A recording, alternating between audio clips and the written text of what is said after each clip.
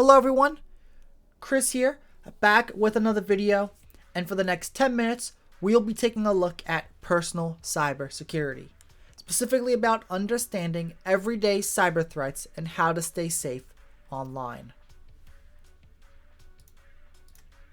Now, I'm going to be talking about the 3 most common types of cyber threats out there, and afterwards, I got some scenario-based questions to help test your knowledge.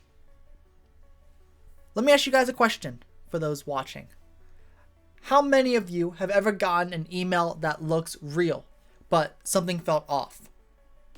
Right? Most cyber attacks today don't start with hacking systems, right?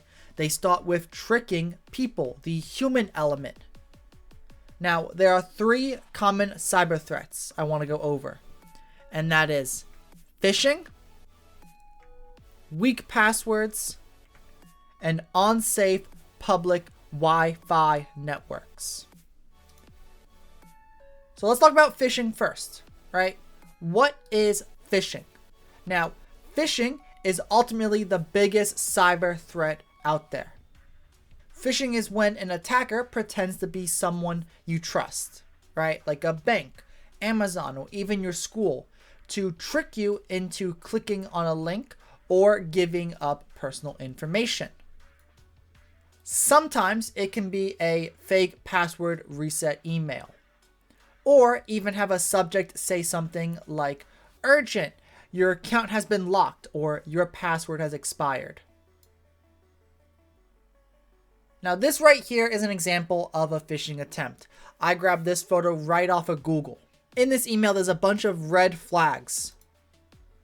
So some of the red flags in here is urgency, right? They want you to act on something immediately, giving you no time to think. The other 2 are misspelled email domain and suspicious links. As you can see here, right? The email, the sender, is msoutlook94@service.out1ook.com, right? That is not the right email from Microsoft Outlook. And we can see the link they want us to go to as well looks kind of suspicious, right? Those are common red flags to always be on the lookout for. Now, how can we stop phishing attempts, right? Of course, you want to make sure you don't click on links. You want to go to the website directly.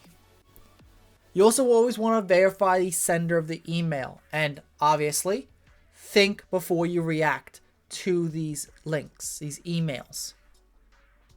All right, next we have weak passwords. Now, how do hackers steal your passwords, right? They don't always guess your password, right? They use tools that try thousands or even millions of passwords per second.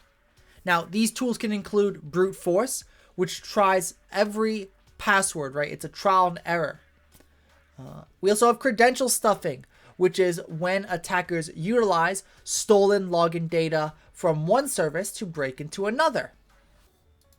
For example, if you reuse the same password on multiple sites, one breach can unlock everything. Now, how can we stop this?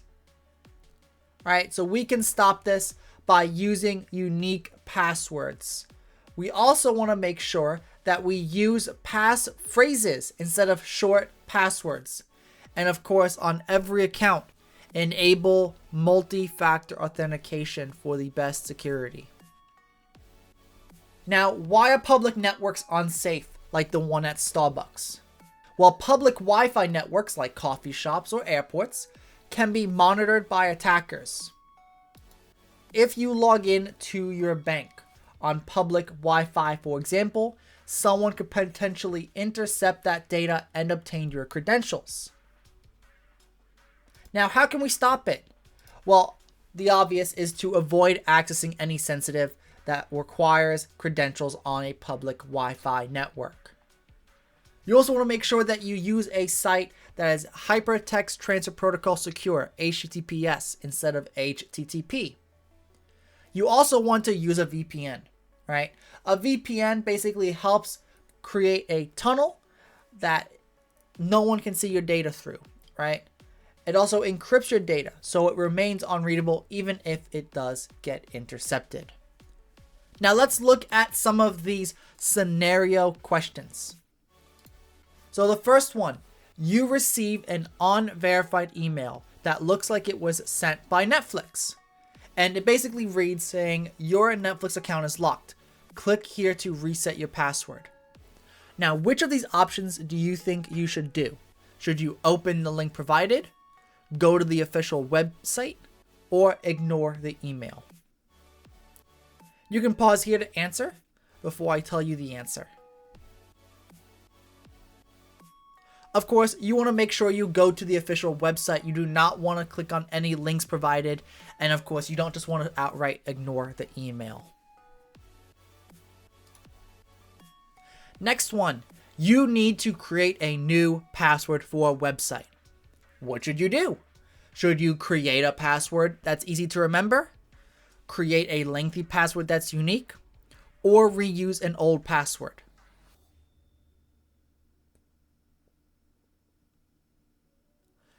You are correct. You should create a lengthy password that is unique, right?